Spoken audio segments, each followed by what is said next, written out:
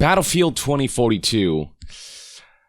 Man, things are looking real bad for this game. Following its rough launch due to the disruptive bugs, glitches, and technical issues that plague the game, the inconsistent tone and atmosphere, the lack of content, the downgraded or missing features, a general lack of communication and listening, and now a lack of players as they leave in droves, which in turn is leading to abandoned modes. Players are abandoning this game at an alarming rate, and there's no better indicator of this than the fact that Battlefield 5, the older game, gets a higher 24-hour peak, and it's been consistently that way for weeks now. Battlefield 2042's 24-hour peak as of the recording of this video was at 8,475, whereas Battlefield 5, if we look at those numbers, we're looking at a 24-hour peak of a whopping 20,280. Now, here's where things get a bit hilarious and embarrassing. This game is in such a bad state that even cheat developers and sellers are like, nah, screw it. This isn't worth it. This was something that freelance writer Tom Henderson reported on via the following tweet that reads, "A Battlefield 2042 cheat provider is suspending its service to the game, and no, it's not because of anti-cheat. It's because the game's performance makes the cheats not work properly." And there's even a little more to it than that if we check out the direct quote from the cheat developer who posted this on Discord. "Hey everyone, we will discontinue Battlefield 2042 from our store. All subscriptions will run out as normal, but there won't be any renewals or slots available. You can still use the cheat as normal for the time being. Subscriber with a lifetime subscription can change their subscription to any Call of Duty title. The reason for this decision is the ongoing performance issue of the game, which affects the cheat, and that most people don't use their subscription anymore since the game is dying." Think about that for a moment. A game that is performing so poorly that cheaters don't want anything to do with it. And we're talking about a Battlefield game, one of the biggest first-person shooter IPs in the world. And it has both to do with the fact that cheats just aren't working properly because Battlefield 2042 is in such a poor technical state because its performance is so bad and because it's so bugged out. And then on top of that, there is the side of people aren't playing enough with the game, and in turn, not a lot of people are using cheat subscriptions, and therefore the amount of effort that is required to get these cheats running in this game is just not worth the return, given how few players are now engaging with this game, and therefore given how few players are engaging with cheats and subscriptions in this game. It's just not a tenable business for cheaters with Battlefield 2042. Now, it's not just this one cheat provider. According to a response to Tom Henderson's tweet from NYSL Maverick, quote, "They aren't the only ones. Couple of providers stop support because the user base isn't there to justify working on the cheat.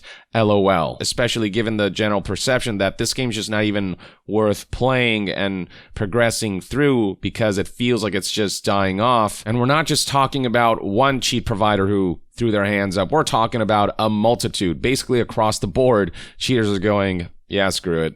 Let's move on from here. Nothing to see, nothing to be gained. There's just no market for cheat developers and sellers in Battlefield 2042. Ironically, a very good result. Obviously, screw cheaters and anyone out there who sets out to ruin the gameplay experience for everyone else in a multiplayer environment. But what did it cost? Thanos, tell them. Everything. As for what the reaction has been like from social media, forums, and the internet, well, unsurprisingly, people are pointing and laughing at this game that many people feel deserves to be laughed at and deserves to fail and needs to fail so that EA and DICE finally get a grip and get some kind of reality check slap in the face that tells them you cannot keep trying to get away with broken, rushed launches. We have been here one too many times now. And with Battlefield 2042, it's the worst that a Battlefield launch has ever been. There's just very little mercy now for a game that represents EA having no mercy or consideration for the customers by shipping a product in a state like this and having done so multiple times in a row now. And so scrolling down, you'll find people posting memes like, "Don't be sad, this is just how it works out sometimes." One of those cringe call-out lines at the end of matches. "Jesus Christ, this game is so buggy and glitchy, the cheats don't even work. Damn." Indeed, that's how you beat the cheaters. Well done, EA. On the subreddit, where you'll find some of the most disillusioned fans, enthusiasts, and players, people are having a field day with this unintentional hilarity.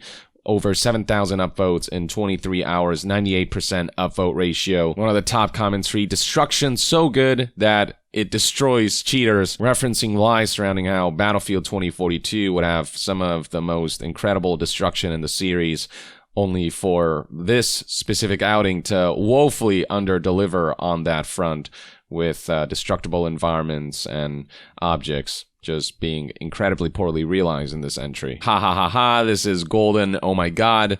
2042 is the anti-cheat for 2042. Indeed. So EA did something right then, just did it in the wrong way, inadvertently, and doing something right at the cost of nuking a game's quality and player base.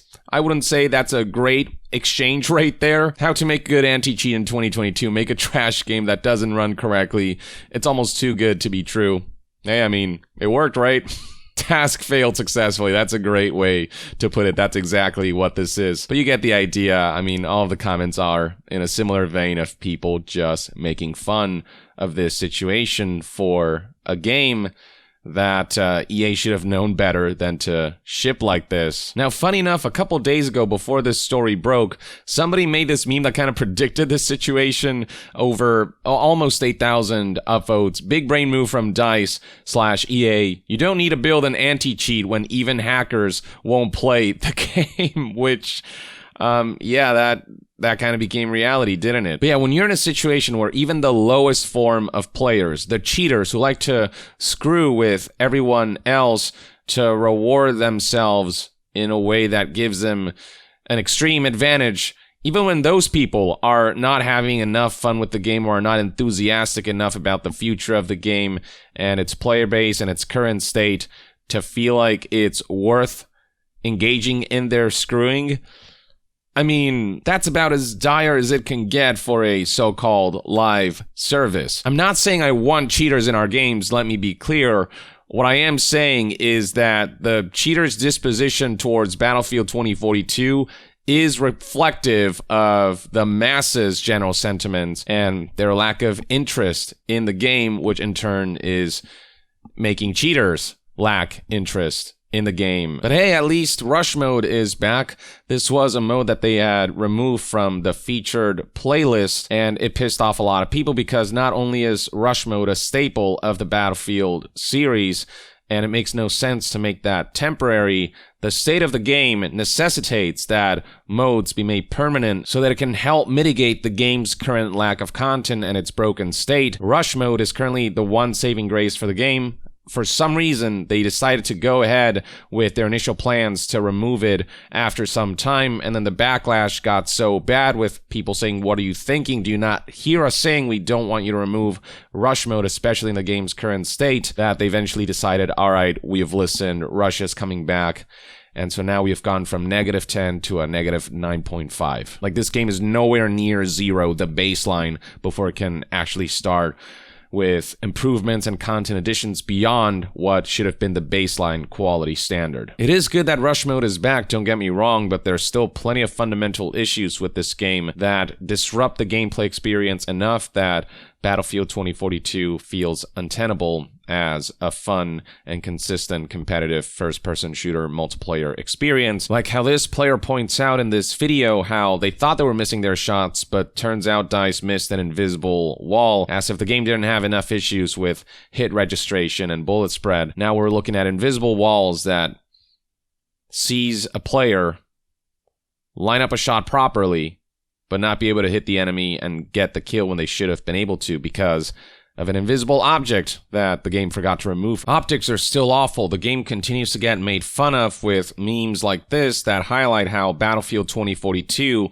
is the black sheep somehow when people thought it wasn't possible after the disastrous launch of Battlefield 5. Plenty of people emphasizing how they're so sick and tired of this repeating pattern that's ruining franchises. EA managed to ruin both the Battlefield and Battlefront franchises in a 4-year span. They did indeed. And here we have one more top post pointing out how one of the developers of Battlefield 2042 tweeted this earnest post before deleting it, stating, someone asked, how do you as a developer feel seeing the numbers on Steam? How poor the concurrent player count has been, even compared to older entries like Battlefield 5. And he said, I mean, what do you think how I feel? I gave my best and pushed as hard as I could. If I could physically do more, I would. Even when you give your best, nobody guarantees you anything. Life is tough. And here's the thing I do feel for the devs, especially those ground floor developers who can't make decisions like delaying a game when it should obviously be delayed, setting release dates, defining the direction of a game. They're just kind of doing what they can with the cards that they're dealt, and, you know, seeing all this hard work that they put into a game that they put their heart and soul into, trying to make it the best it can be, giving it what they can give to it, seeing them get the brunt of backlash, seeing their work get ridiculed, and just see the amount of backlash and displeasure and negative optics surrounding it on top of the dwindling player base. Like, that's gotta be rough. And it's a reminder that when executives, heads, leaders, and decision makers make awful decisions based off of their being blinded by greed, it doesn't just hurt players and the integrity of a game, it also hurts a lot of developers. It wears them out physically and emotionally. These leaders are putting these developers in such horrible conditions with such constraining mandates that don't allow them to realize the full potential of their work and the projects that they're working on. And it's gotta suck on their end as well. And, you know, that's important to remember anytime somebody feels like directing anger and vitriol and toxicity at developers who don't deserve it, who had nothing to do with the state of the game and could only do what they could do. But hey, at least those pesky cheaters are gone, and all EA and DICE had to do was make a game so broken that cheaters will have a hard time coding cheats for the game, and make a game so despised that players abandon it en masse enough that there aren't enough players to warrant subscriptions for a game that doesn't have enough players and that very much feels like it's dying off. We killed a couple cockroaches. All it took was taking a rocket launcher to them and blowing up the whole house. So yeah, this is the current state of the game, ladies and gentlemen. And it feels like unless the developers can pull off some kind of miracle with this title, this game is going to become yet another Anthem. I don't foresee a situation where Battlefield 2042 will make a No Man's Sky level comeback, let's just put it that way. But that's just one man's take. Let me know in the comments below what your thoughts and opinions are on the latest surrounding Battlefield 2042, and to be further updated on all things gaming news, reviews, and discussions, stay tuned right here on Young Yeah. I'll see you guys next time. Young out.